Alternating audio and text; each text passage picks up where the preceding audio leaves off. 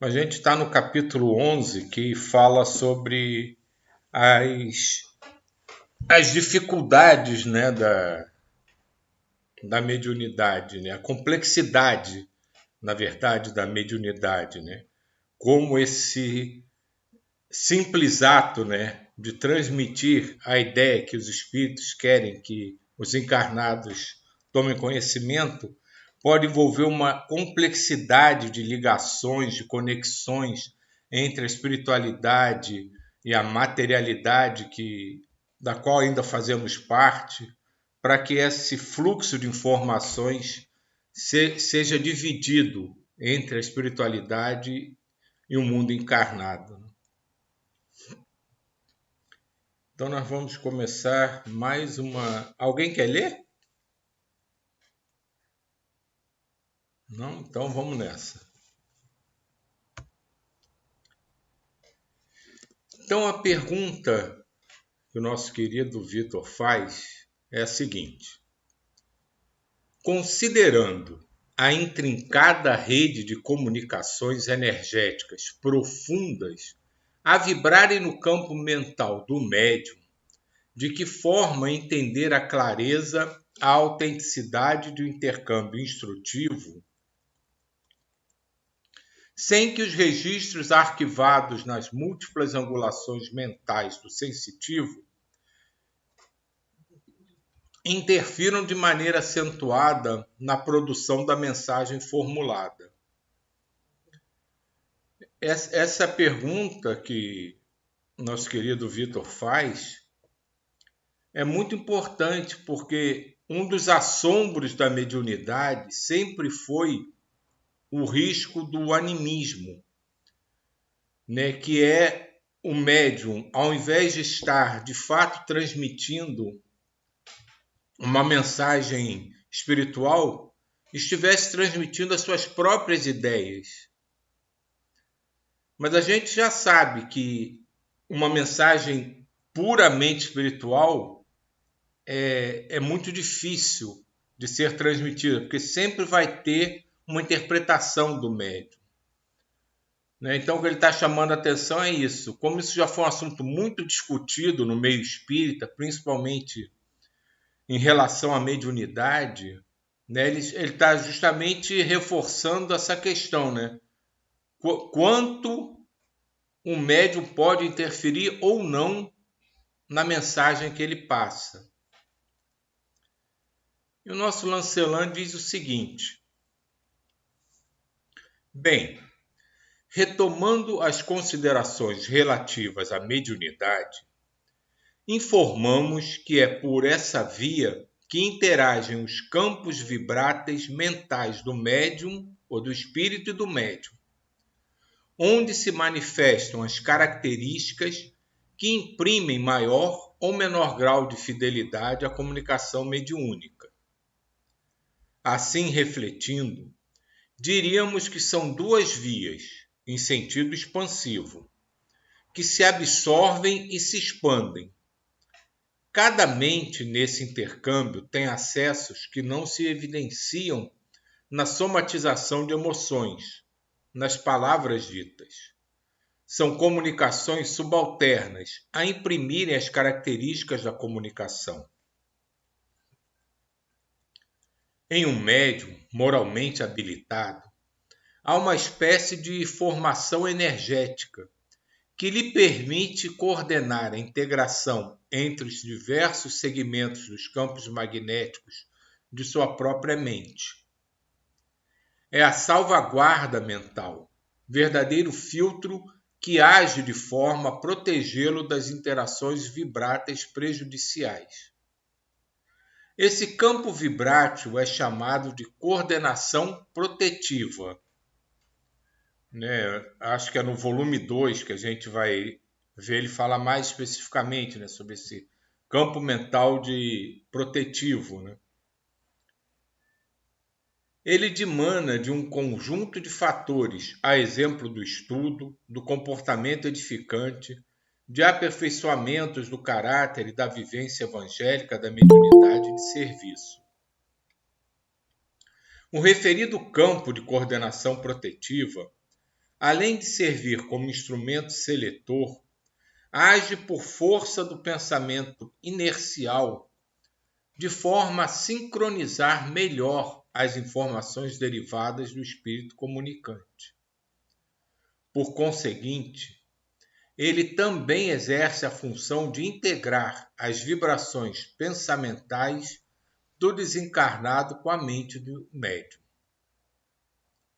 Estabelecidos os caminhos de comunicação em que o espírito tem acesso à memória integral do médium, as informações exteriorizam-se de forma intuitiva, por intermédio da palavra falada ou escrita. Observem nas reuniões mediúnicas a diversidade comportamental de cada sensitivo na forma peculiar de manifestar o transe. Os médiuns desenvolvem e consolidam suas características próprias no transcorrer da existência. Pergunta: mas a mediunidade não é uma forma de atividade ofertada por Deus? Como pode ser resultado de um trabalho de desenvolvimento? A característica da predisposição orgânica é, na maioria dos casos, uma oportunidade misericordiosa da divindade. Entretanto, o bom uso da faculdade está intimamente atrelado ao esforço de educação interior do médium. Por esta razão, a importância do estudo não só para perder o receio, mas para saber como portar-se, erigindo dentro de si o sentimento de piedade para com o semelhante, em plena consonância com o Evangelho de Cristo.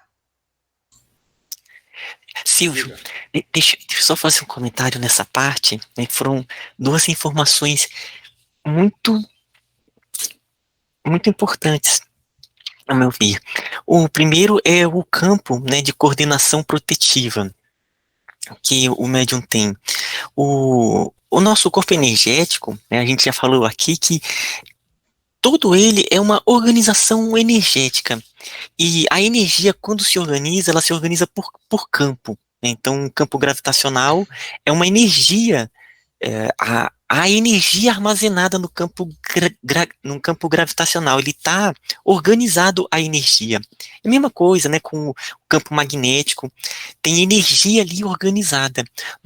O nosso corpo energético, eles são campos também. Então, quando ele fala que existe um determinado campo, é o campo de coordenação protetiva, é como se fosse um órgão energético. Igual nós temos os nossos órgãos físicos, temos órgãos energéticos e órgãos no campo mental, com suas funções, com suas interligações, né, que está dentro aí de uma sinergia que faz com que esse todo ele funcione de uma maneira harmônica. Então, o campo de coordenação protetiva é muito interessante, porque quando o médium ele vai reencarnar, quando eles vão projetar determinados órgãos e estruturar essas formações, ele vem com esse órgão já como se fosse com uma maior capacidade de coordenar vários campos mentais da pessoa, né? Então ela entra em sintonia com assuntos do passado, com uma possibilidade de entrar em sintonia com seres, com espíritos, com locais, e é esse campo que faz meio que essa coordenação da quantidade de vibrações, aonde ele consegue filtrar e permitir ou não deixar fluir. E aí depois ele vem a questão dessa predisposição orgânica e a questão do exercício, né? Então, quando ele reencarna, né, aqueles que vêm com determinadas predisposições de mediunidade mais ostensivas, vêm com uma predisposição orgânica. Então, isso foi trabalhado. É algo que ele vem e com essa predisposição. Então, ele participa de cursos, ele se capacita para isso. Porém, não é só isso. Tem o outro lado, que é o lado o lado do próprio médium, que ele trabalha para bem utilizar isso, né? Então, por exemplo, uma pessoa pode vir e o mundo maior fala assim, olha, nós vamos trabalhar aqui bem para que você tenha maior velocidade nos campos mentais para arquivar determinadas informações, vamos predispor aqui você ter uma memória melhor. Porém, a pessoa, quando reencarna, ela pode acabar esquecendo. Fala assim, ela tem o potencial, mas ela não aproveita.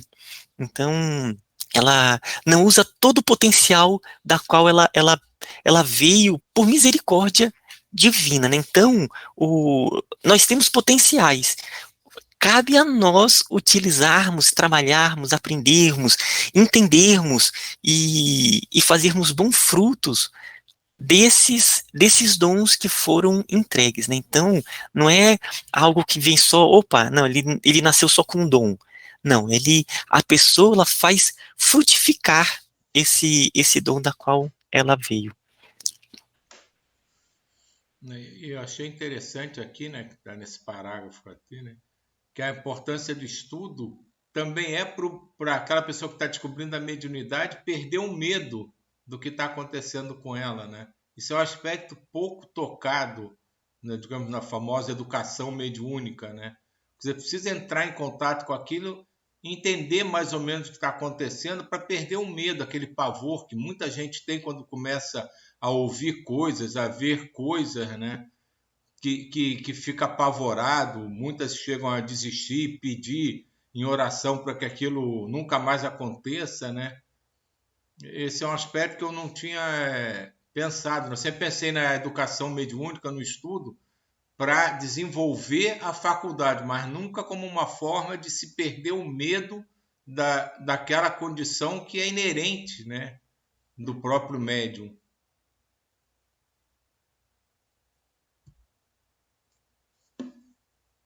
Não olvidemos que o treinamento mediúnico inicial não exige muito do médium. Apenas serve para melhor desenvolver as características sugêneres dos circuitos neurológicos cerebrais. Entretanto, à medida que o processo avança, também se desenvolve o campo energético de coordenação protetiva. É nesse transcurso que o médium, volitivamente, agrega algumas características importantes ao seu campo mental de coordenação das atividades mediúnicas. Desse modo, mediante o conhecimento da doutrina codificada por Allan Kardec, o médium adquire confiança, saber mediúnico e evangelizar-se. Irmãos do labor mediúnico,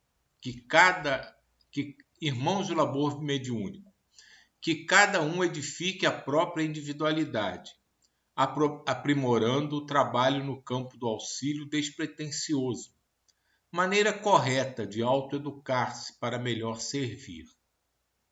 Quanto mais próximo de Jesus, em ação beneficente, melhor o sujeito exercerá a mediunidade abençoada. Um médium fidedigno é aquele que mais ama e que se compadece dos aflitos do caminho. Serão dele, portanto, as melhores comunicações, seja ele médium ostensivo ou não. É legal, né, ver ele colocar a mediunidade como uma forma de amor, né? O que às vezes alguns pensam que é um fardo, na verdade é um grande aprendizado, uma grande forma de amar ao próximo. Posso falar, Silvio? Claro!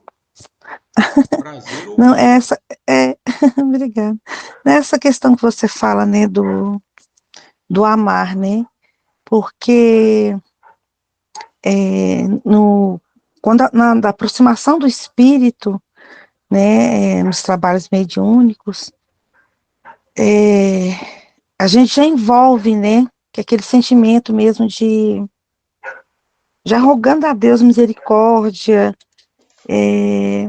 de envolver, sabe, aquele carinho de você estar recebendo aquele irmão, mesmo na situação em que ele se encontra, entendeu? Mesmo que seja com muito ódio, com muita revolta, sabe? Então, esse sentimento de amor, né, do médium, né, por aquele irmão que ele está acolhendo naquele momento, né, dando passividade para que ele possa se expressar, é, é muito forte, sabe?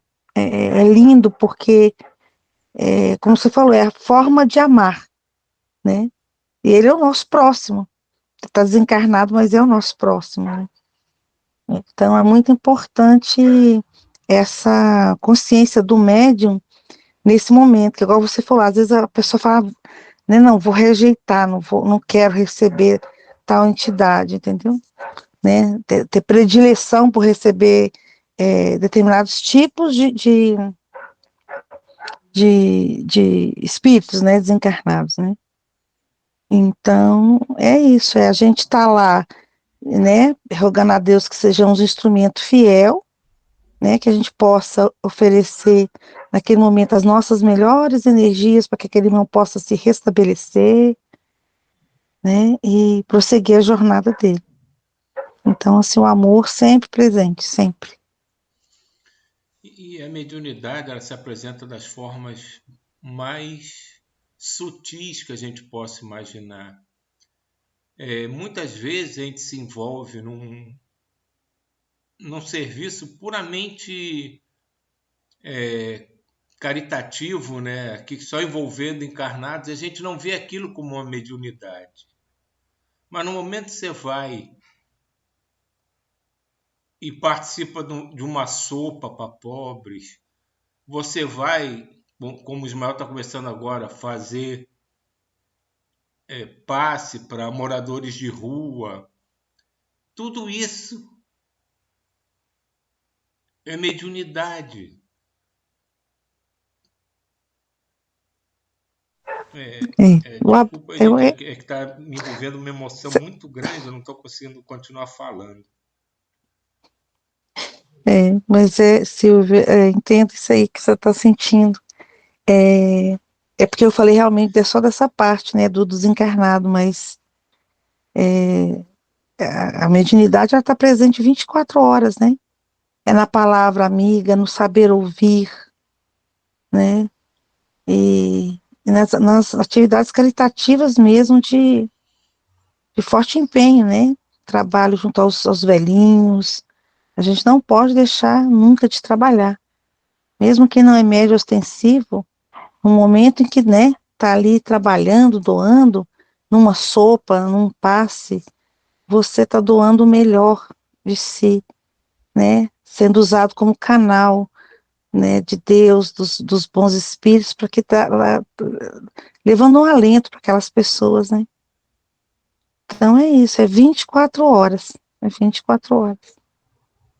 E tudo é amor, da palavra, do olhar, do gesto, do toque, do alimento. Tudo é amor. Então, a cada ato de amor que a gente participa, a gente está sendo médium de Jesus, médium de Maria, médium de Deus. Porque estamos levando o amor que deve envolver o universo a quem naquele momento está mais próximo. E é esse o real significado da mediunidade. Entrega de amor.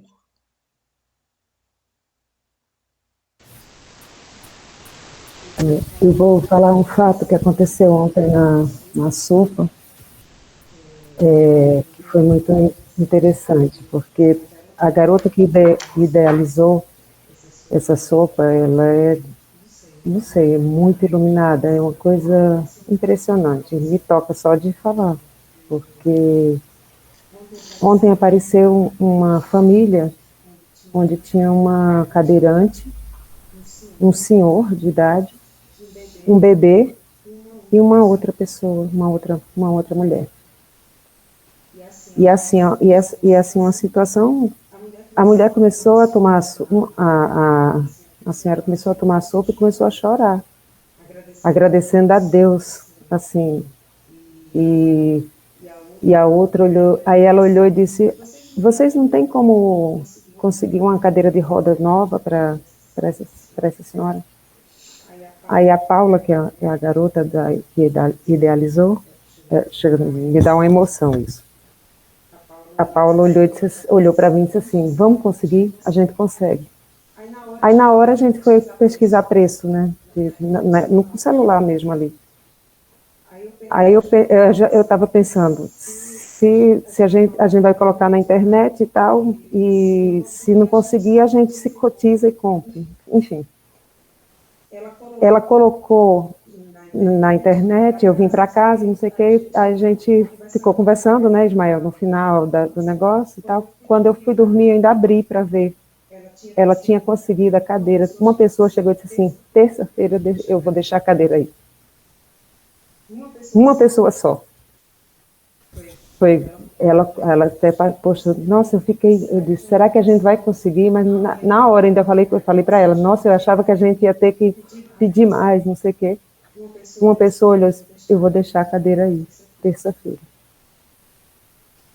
É impressionante. E é impressionante o amor dessa garota com essas pessoas que estão na situação de rua. Porque ela abraça, a pessoa pode estar suja do jeito que tiver, ela vai, aperta a mão, ela pergunta sempre o nome, é uma atenção, um aprendizado que a gente tem ali. É impressionante. Diz o nome dos filhos dela. O nome dos filhos, um é Francisco, ela tem 3 filhos, ela é novinha, tem 3 filhos.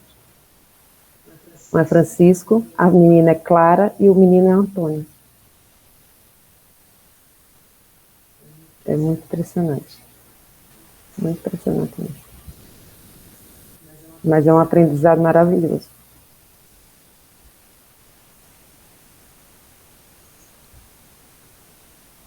E a gente vê isso como exceções, né? Estranho isso, né? Como isso pode ser exceção do ser humano. Silvio, você tá sem o microfone. Não, e a sociedade como um todo vê isso como exceção. E isso me dá uma tristeza, que isso seja exceção, quando deveria ser o comum, o dia a dia, né? Então, você conseguir, a esperança de conseguir, no caso, uma cadeira, né? Mas são milhares de situações semelhantes, né? Que as pessoas se espantam de conseguir. Então, isso só vem trazer para a gente a necessidade de a gente se empenhar ainda mais, de verbalizar ainda mais, sem vergonha de pedir, de trabalhar, de se expor. Por esses que são mais desvalidos do que nós, dos que estão apresentando, seja lá por que motivo for, uma dificuldade maior na jornada atual. É justamente por eles que nós estamos aqui toda manhã. Parece pouco, cada um sentado na sua casa. Pode parecer até que é muito pouco. Mas a energia que vibra, que se irradia, que de alguma forma toca essas pessoas como a menina e a incentiva, ela é constante, ela é cada vez maior, vai cada vez a distâncias mais longas. E esse é um dos nossos objetivos. E quando a gente consegue manter o nosso dia todo vibrando, pensando no que foi dito aqui nas reuniões, pensando na vibração que foi feita, às vezes numa frase só que a gente lembre de que foi lida, a gente mantém essa irradiação, mantém essa energia se dissipando e penetrando em mentes que estavam fechadas à alegria, ao equilíbrio, à satisfação de estar vivo, ao abraço, a tudo. Então é isso que a gente tem que ter em cada segundo, em cada pensamento. Mais um. Vamos somar mais um. mais um, mais um. E não parar nunca de querer agregar e somar ao nosso grupo mais um. Não importa se ele vai trabalhar mais, se vai trabalhar menos, se vai vir a meia reunião, se vai vir a 50 reuniões. Mais um, sempre mais um.